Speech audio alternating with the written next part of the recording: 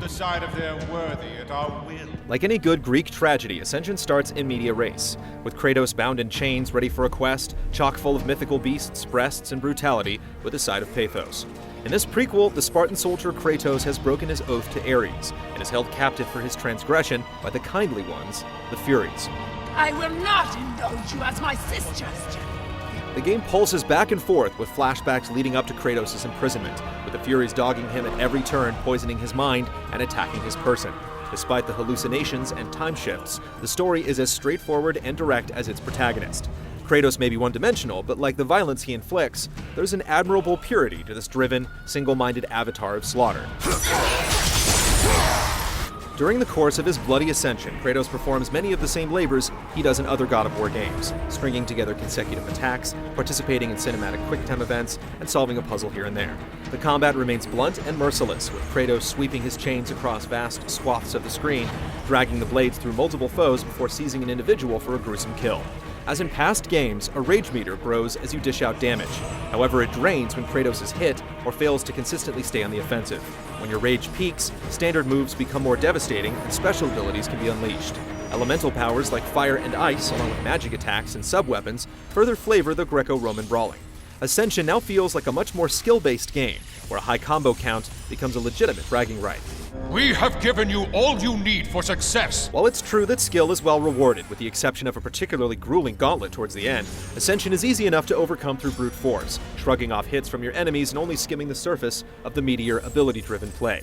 Blocking, rolling, and parrying provide solid defensive options, and while the camera system is usually excellent, combat does at times lack precision that would be helpful when fighting a phalanx of grunts, or when taking on teams of 2 or 3 larger, more able soldiers. Devastating assaults only shave literal pixels from Kratos' life bar on the default difficulty level, making what look like savage blows more frustration than threat. Most scenarios can be conquered without truly adroit play, and if you manage your rage, many melees lose their sense of tension and danger. Difficulty settings can help temper the challenge, but only to a certain degree. If you search for truth, the souls of Hades will aid your quest. Even though the combat doesn't quite attain a golden ratio, the prescribed epicness of the series rounds out many reservations. There are many marvels to behold, although set pieces don't shock and awe quite like the past games, with some repeated tricks and titanic titans. Climbing sections are more linear than ever, and Kratos' ascension curiously has him sliding down numerous obstacle courses. The game's rhythm of ups and downs is a little uneven. The opening hours feel light on puzzles, and you don't start with many abilities to play around with, though things pick up considerably in the second half. The puzzles generally operate on a gears and levers mentality, with later items adding a magical facade that's appreciated, though nothing sticks out as particularly grand or inventive. Likewise, collectible items that serve as cheats after you've cleared the game for the first time are hard to miss, and anyone doing even a light spot of exploration should be able to max out their health and magic by plundering hidden chests. You will need this skill for the path ahead.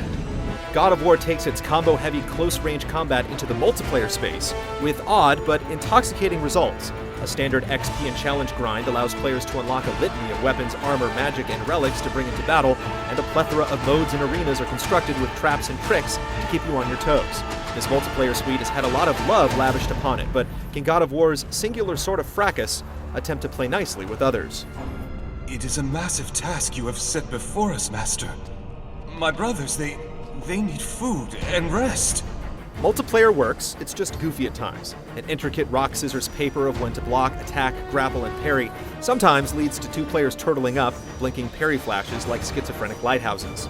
The learning curve feels a bit steeper when challenging advanced players, packing advanced gear and abilities, but things start to come together with a few matches under your belt. There's a lot of information on the screen, with name bars, alternating colored text, chest icons, announcements from the gods, and little icons popping up over players, calling out various states. It can all get a little messy, and when the action heats up, the game will sometimes slow down. It's also worth noting that the Trials of the Gods mode gives a solo and co-op horde mode, where you can grind some XP and just slaughter the AI without the intrusion of story elements. There aren't many multiplayer experiences out there quite like this, and certainly nothing similar that's been buffed to this level of shine. You'll curse the gods when someone spills your entrails, then you'll respawn and jump back in.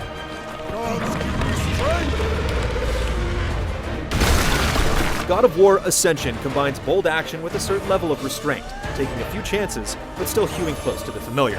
unexpected multiplayer arenas will click with some, while others may not even touch it, and only the server logs written on ancient papyrus scrolls will show if it has staying power. This Ascension is perhaps more a small step than giant leap, making an interesting motion toward more calculated combat, and ultimately crafting a satisfying side story that's assuredly part of the myth, but not quite a legend in its own time. Meet your end!